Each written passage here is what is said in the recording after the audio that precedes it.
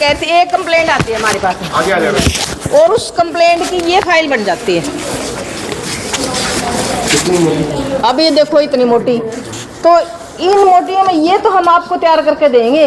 अब इसमें मैटर आपने ढूंढना पड़ेगा फिर भी मुलजिम को हमने निकलवाना है या सजा करवानी। जैसे कोई लड़का ले गया, लड़की ने मोटरसाइकिल पे होटल में ले गया, वो लड़की कहेगी भी मेरे को होटल में ले गया, वो ये मोटरसाइकिल ये है जिस लड़का मोटरसाइकिल पे बिठा के गुड़िया को होटल में लेके गया था।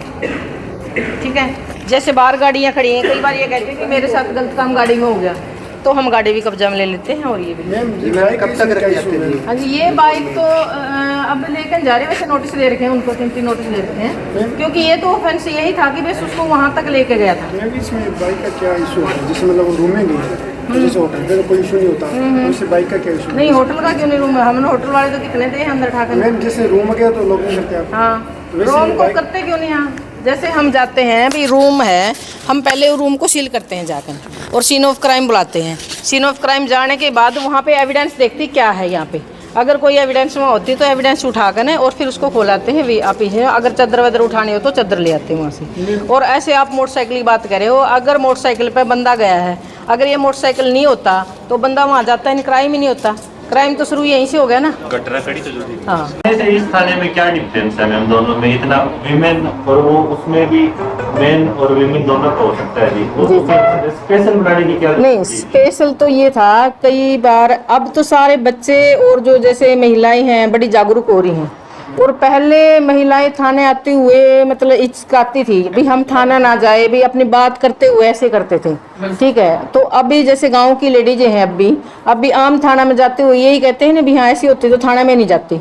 तो अब यहाँ पे हमें सारे ऐसे इक्वल कर रखे हैं, अभी कोई भी बात अपनी मतलब खुल के बता सकती है, महिलाओं को भी, ऐसी भी कोई भी बात ना हो तो हमारे पास कोई जेंट्स नहीं, सभी महिलाएं तो इसलिए मतलब अपनी खुल की बात बता सकते हैं, इसलिए महिला थाने खोले हैं। भाई कोई भी अपनी बातों को, हजारों अक्लमंद मिलेंगे, काम के लोग चंद मिलेंगे, मुसीबत आने पर पुलिस के अलावा सबके दरवाजे बंद मिलेंगे। नमस्कार, आप देख रहे हैं सच्चाई खाकी की, मैं मनीष शर्मा, कैमरामैन रजनीश के साथ। इस वक्त मौके पर मौजूद मैं सिरसा के महिला थाना में, और आपको बता देते हैं कि यहाँ पर यूनिवर्सिटी से लाके स्टूडेंट आए हुए हैं जिन्होंने आज महिला थाना का भ्रमण किया है। पुलिस और वकील का एक समन्वय स्थापित यहाँ पर देखने को मिला, तो हमारे साथ लाके स्टूडेंट मौजूद है। जी सर नमस्कार। नमस्कार। नाम है जी आपका? मेरा ध्रुव गुप्ता। कहाँ से आए हो? सिरसा से। कौन सी यूनिवर्सिटी? चौधरी देवीलाल यूनिवर्सिटी। आगे स्टूडेंट? लॉ के स्टूडेंट है, डिपार्टमेंट ऑफ लॉ।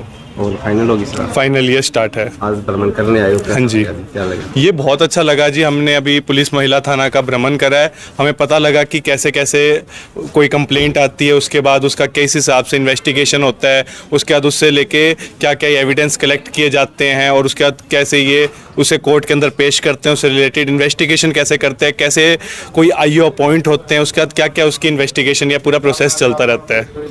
अभी कुछ मन में पेंडिंग है? नहीं, अभी फिलहाल ऐसा कुछ भी पेंडिंग नहीं है मन के अंदर। यानी जो हमें प्रॉब्लम थी वो मैम ने हमें इतने अच्छे से समझाई, या जो भी हमें किसी चीज़ से रिलेटेड कि प्रोसेस कैसे होगा, मैम ने हमें इतने अच्छे से समझाया कि हमें वो चीज़ बहुत क्लियरली समझ आ चुकी है।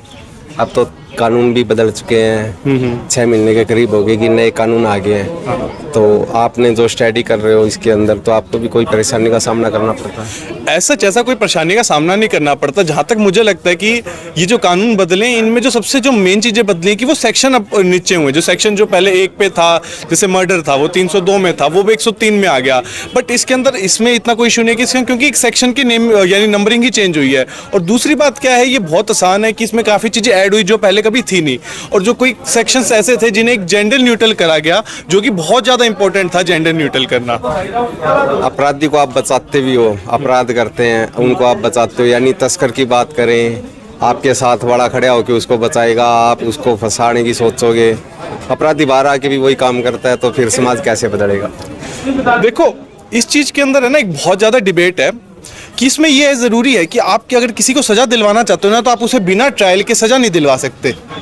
अगर आज आप ये कहो कि ये मुजरिम है, इसे छोड़ देता हूँ, तो जब तक उसका कोई एडवोकेट केस नहीं लड़ेगा ना, जब तक उसे सज़ा नहीं कर सकती कोर्ट। तो हमें उस चीज़ से तर्क वितर्क उसका रखना पड़ता ताकि कोर्ट एक अच्छे जस्टिस तक पहुँच सके और उस पर्टिकुलर क्रिमिनल को सज़ा मिल सके। वकील तो चाहता ही नहीं ना ये बात। देखो जी, ये चीज़ एक हमारे एथिक्स के अंदर आ जाते हैं कि हमें उसे बचाना है, क्योंकि वो आपके समाज के हिसाब से वो एक क्रिमिनल है, बट हमारे हिसाब से वो हमारे लिए एक क्लाइंट है। अगर पुलिस और वकील का इस जो आज समन्वय देखने को मिला है ये स्थापित हो जाए तो मुझे नहीं लगता कि अपराधी बच जाएगा। बिल्कुल नहीं बच पाएगा, क्योंकि कहीं ना कहीं पे दो स्तंभ है ये भी।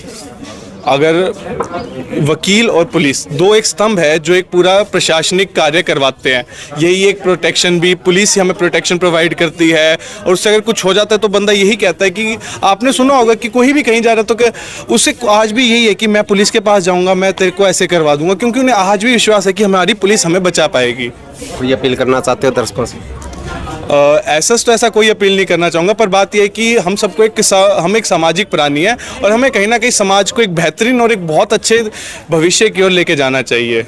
आपके भविष्य को लेकर हमारे चैनल की तरफ से बहुत बहुत शुभकामनाएं। धन्यवाद। तो ये थे लागे स्टूडेंट जो चौधरी देवीलाल यूनिवर्सिटी से आज महिला थाना सिरसा का भ्रमण करने आए थे, जिन्होंने बहुत अच्छे तरीके से जाना कि किस प्रकार से कंप्लेंट दर्ज की जाती है, एक शिकायत को किस प्रकार से एक FIR का रूप दिया जाता है या फिर उसका कंप्रोमाइज़ करवा कर उन परिवार का घर भी बसाया जाता है। आप देख रहे हैं सच्चाई खाकी की समर्पित है देश के उन जाबाज ईमानदार कर्तव्यनिष्ठ पुलिस कर्मचारियों को जिन्होंने देश की सेवा में अपना सब कुछ न्यौछावर कर दिया। यह देश ऐसे वीरों का सदा ऋणी रहेगा।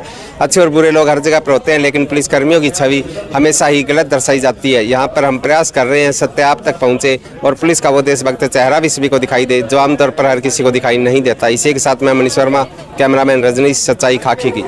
जुड़े रहिए सच्चाई खाकी की न्यूज के साथ, जहां हम सामने लाते हैं वर्दी के पीछे की सच्ची कहानी। जय हिंद।